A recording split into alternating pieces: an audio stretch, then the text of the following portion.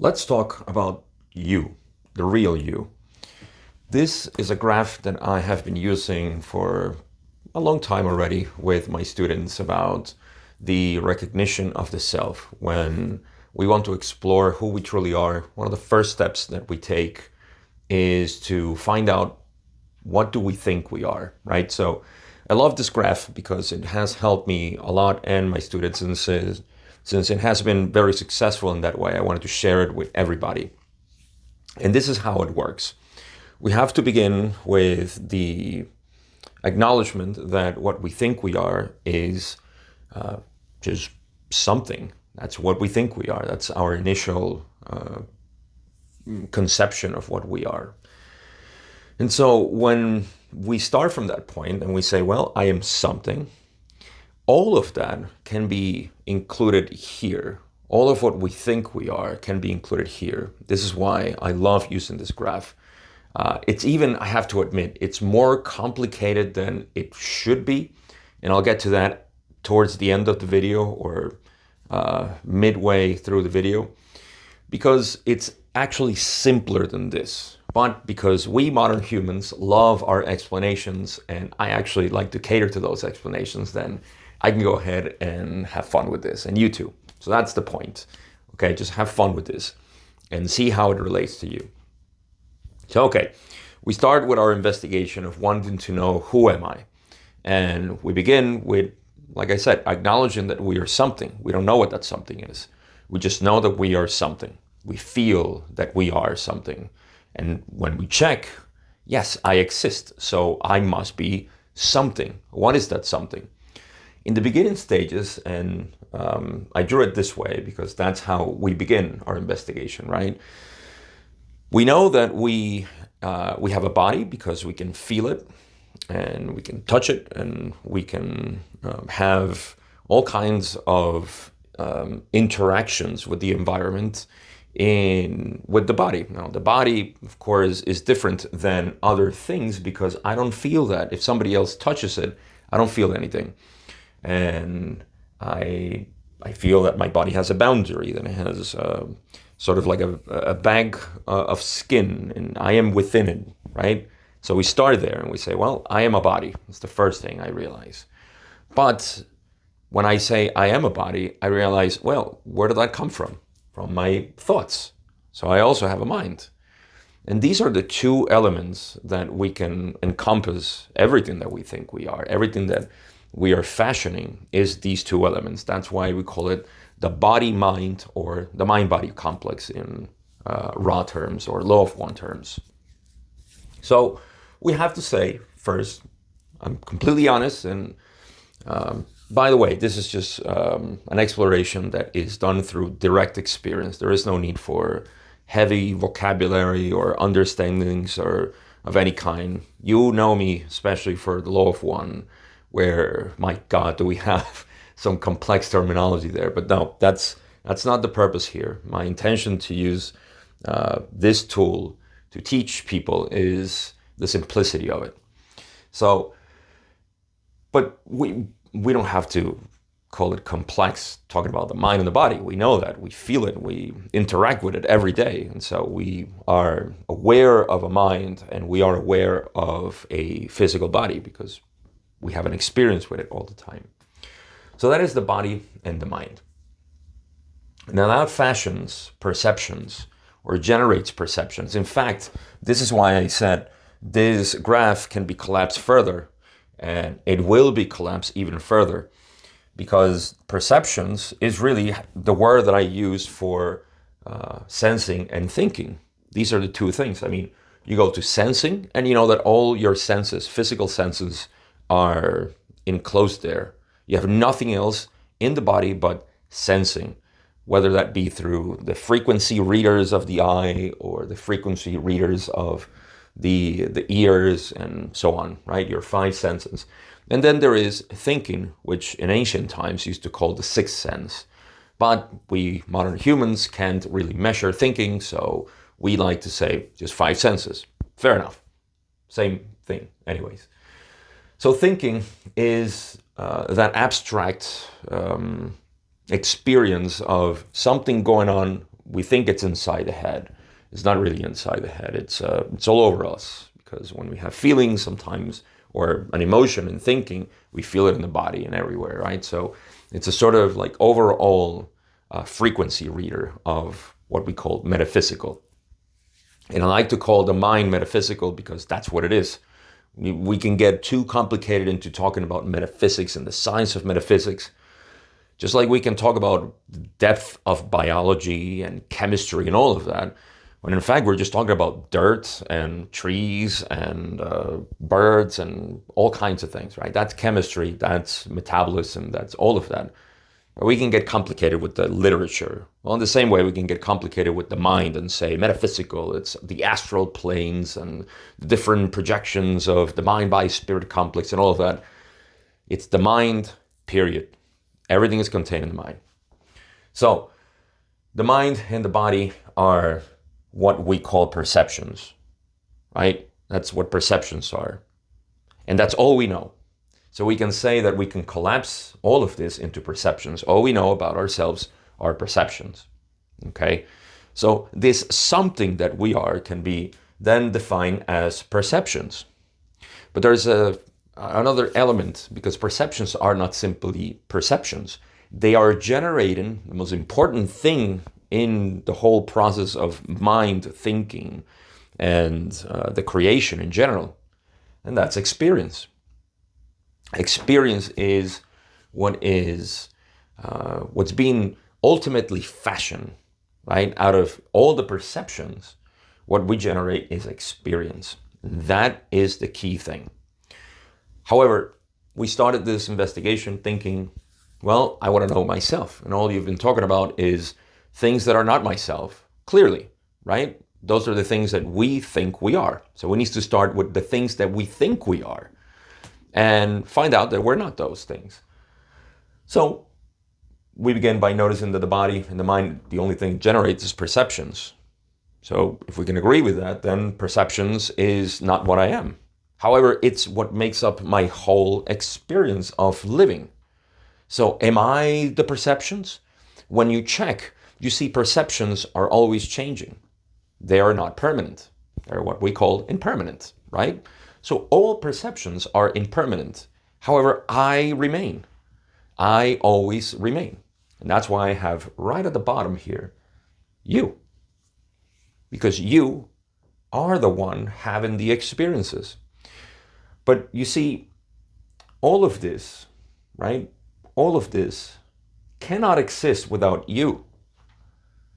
That's important to know. In our investigation, we need to find out that I remain. I cannot be out of the equation. In other words, perceptions do not exist without me. However, I can exist without perceptions. And there is a state in which we get into, and this is what's called meditation. By the way, I'll throw in a lot of terminology here that is something that we crave for, something that we want to fit into a model. Well, I can guarantee you that I can put even the 7 densities of consciousness here if I want to, but I won't. I promise. So meditation is this. Meditation is this part, is acknowledging the difference. I should probably draw a line here, and that would be to differentiate all of this from you. Forgive me for having that dimension of you. You can call this you. It's the rest of you, right? Everything else, this differentiation is key to knowing who you are. And the implications of this are potentially infinite and only limited by your lifespan, how long you're going to live. Because your life is this. Whereas you are this. You are not, this is not required for you to exist, the real you, okay? Now, what's been happening? That we have been identifying ourselves with this portion, okay? Which again, this can all be collapsed into perceptions and experience, never mind the body and the mind. That's just for reference, so you to know that this is you. This is what you think you are. Now, from experience, of course, that's the whole idea of having a creation, is that we know more about the infinite possibilities that we are. That's another thing that I mentioned. When you hear about you have infinite possibilities, Well, that's because you do not have limitations. Limitations are only when we have perceptions, because perceptions are form, and so they must be limited, delimitations. That's what makes up form. Now, if you have heard in Zen that they talk about form is the void, that which is void is form. That which is form is void, that which is form is void. Right, and we'll get to that. But that's what it is. This is what they call the void. It's you. Void, Ra calls it plenum. And I like the word plenum better than void, because this is all that there is. What we perceive is just a limitation of it, or rather a limitation of myself. I am unlimited until the point that I conceptualize. And that's just something that is, you are not doing it. No, you're not doing it. This is just the process of limitation creates experience. Without limitation, there is no experience. That's another key point. A lot of people ask, why, if I'm infinite, do I want to experience limitation? Because you cannot experience anything without limiting yourself. Otherwise, you're just in this infinite state of being. You can't even know that infinity exists. You're simply potential infinity. You see? So why is this important? Because in our modern era, we have not, for thousands of years actually, religion, philosophy, political structures, everything that we have created around what we call planet Earth, society in general, has been based on this, ignoring who we are. And so we have been building a society and a way of thinking that goes only with the limitations of the mind. In other words, we have been associating ourselves with the limitations of the mind. That is called ego. That's called separate self. And so when we start exploring this, and this is, again, I told you I can fit everything in this model, and that's why I love it. Spiritual awakening is the moment where you take a glimpse, but you have no idea what it is. And now, I'm telling you, it's this simple. We like to complicate it. We like to take drugs and go to rituals and meditate and go to yoga practices and so on. But it's this simple. It's just the recognition of that which you have always been, that which simply is. But I do got to give some validity to the reality that we have been obsessed and addicted to this sort of, let's call this activity actually. This is the creation, by the way. If you ever heard in the raw material distortions, the first distortion comes out of you. Yes, out of you. And I put it in a different explanation, which I won't give here. And the first three distortions are coming out of exactly you, but you're not aware of it. And so this is the creation. I'm going to give it a bunch of names. So let's call all of this creation, right? This is Ra's terminology for creation, right? The octave and so on. We can call this also Maya. This is the illusion. Why is it an illusion? Because it's always changing, it's moving, right? And you are the one perceiving the moving, the activity of it. That's another word, activity. I like to use that in scientific terms, so let's put it here, activity. Right? So again, all these are names to encompass everything that I said here. Maya and creation and activity are all part of the sensing and thinking. And you can see that there is an infinite possibilities of feeling or combinations of sensing. There is an infinite possibility of thinking. We have gotten a little bit obsessed to, which there is a reason for that. There's a reason why we have gotten obsessed with the thinking mind.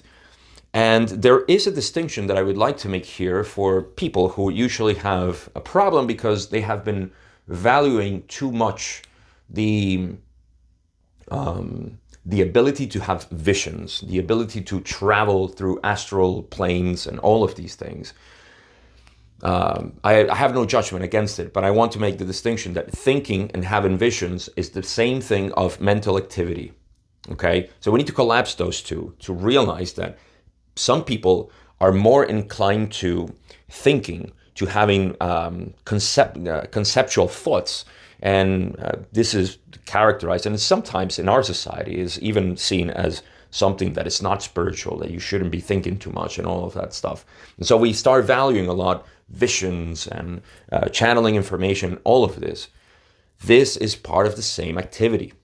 And we need to normalize it if we are to understand who we are. Because a lot of people think, well, I think too much. And I don't have that ability that my friend has to have visions and have lucid dreams and to talk to dead people and all this stuff.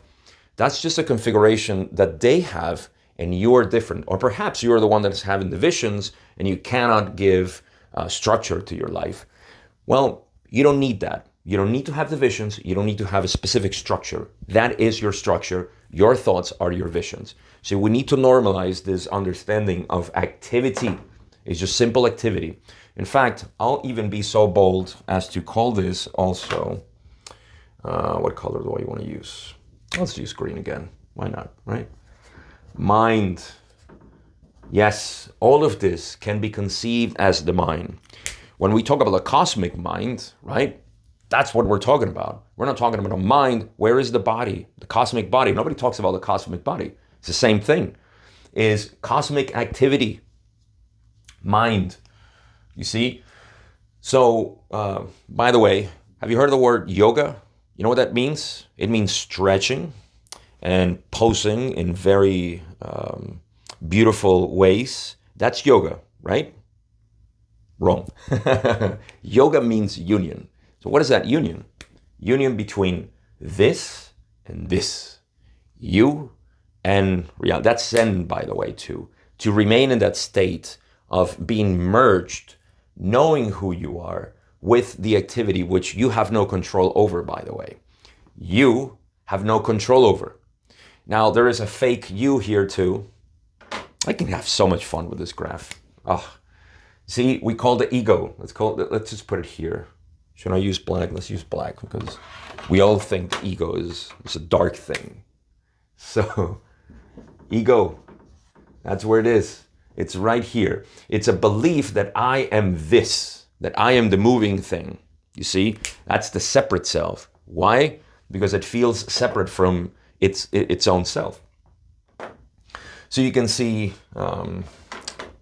let's have more fun with this, right? Yoga, it's yoga, right? A union between the two.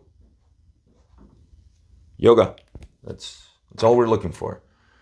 So you may be saying, all right, Gabe, you told me it was a simple graphic and now you're bombarding me with all this information. And you're right. So how do we simplify this? And what's the purpose of me ranting on this whole explanation? Well, it's very simple. You see, again, we have been neglecting ourselves for the activity of the mind. You see, and in the spiritual path, I'm sorry, I said I wasn't going to add more stuff to this, but it's just so much fun. What we call spiritual awakening, again, is a glimpse that we get out of ourselves, right? And spiritual evolution is the return to becoming what you have always been. In other words, to stop being enthralled, spellbound, enchanted by Maya. Because we have been, right? 100% we have been focused and addicted to it, to the activity. We love it. We just love it unconsciously. We don't know it that we love it. And so returning to yourself, meditation. You know what meditation is? Did I mention it already? That's this. It's abiding here in yourself. Meditation is not flying with your thinking and going to other planets and visiting Ashtar, the commander of the galaxy, whatever, I forgot what it is. But all of that stuff, that's not meditation. It is true that once you relax your engagement with physical reality, then your mind can travel whatever it wants. That is true. This is not a point, by the way. This is not a judgment against enjoying the creation. This is just you can call it a master class, if you will. This is a master class about yourself. And you go into yourself, you see? That's the whole purpose of this, is to know who you truly are. You are not this, okay? This is who you truly are. However, what you are doing, that's a different thing, is this. So you are never what you're doing, is who you are.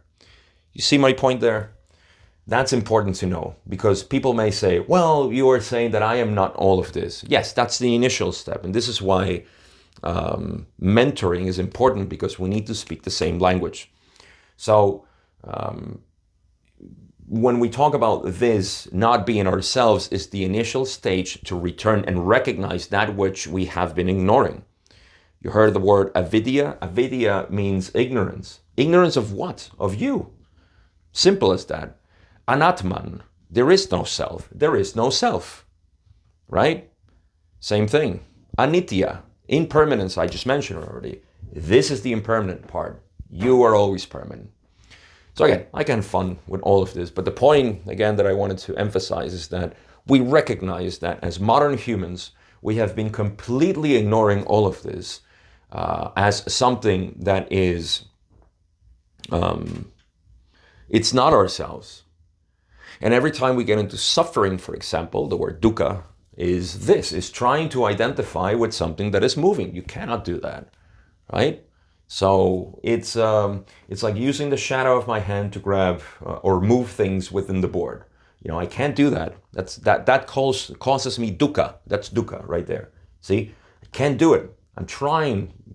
The more I try, the more frustrated I get.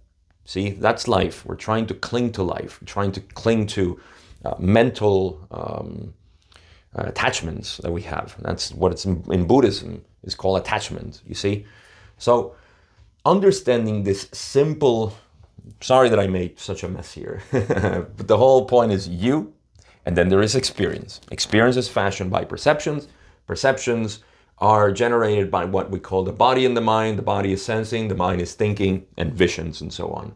And when we identify with all of this stuff, we call it ego or separate self, because you are identifying with that which is limited, and that is not real. Because when we check in your experience, and this is what I love about the direct path, going straight, self-inquiry reveals that you are this. You are not something that you can put a name on it. Try it yourself. Do this exercise at home. Do it yourself, DIY. Try to find yourself. Have fun with it. Try to sit there in meditation and say, I'm going to find the definition for myself.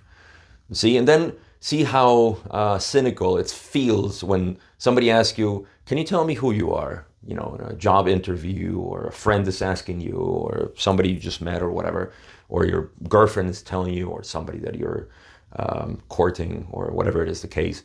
See how cynical it sounds. Now don't feel bad. That's just a concession that we make in order to interact with other limited beings, limited selves. It's the only, don't see them as different than you. It's the same you. See, but we all have to play this game of pretending to be something that we're not. And that's okay. That's part of the game. That's the last thing I would say about this whole graph. Last word that I'll use is all of this. We forget, and we get too serious. This is a game. A game. It's a game. It's all you're doing. You're playing. You are playing with your mind. The real you, which is the essence of reality, is playing at life. It is enjoying it. It's just that you don't know that you're enjoying it, so might as well do it, right? And that is why I am so excited to explain this. I wanted to share it with all of you because it has helped me a lot to concentrate things into a way that I can explain and mentor people in a more efficient way, as opposed to having to deal with all these concepts of reality. Like I said, I can keep fitting everything, the whole raw material I can fit in here if I want to, because everything is here. We're talking about the essence of who you are and all the activity that is happening. And I'm happy to do that with people. So last thing I'll say, of course, this is my shameless plug. I've been working with people. Check out my Instagram where you can see more of the work that I've been doing and how I've been synthesizing this. This is my synthesized dedication of what I do, what I love doing. And the whole purpose of this, again, is to know who you are, and see if this is not an intellectual playing with yourself. You see what I mean? This is not to do that. This is to be able to live it. You're interested, you clicked on this video because you're interested in knowing who you are, because you have been frustrated so far with your spiritual journey or whatever else, and you really don't know how to connect with yourself, right? So we need to start there. We need to start there, and then that's why I call it the end of seeking.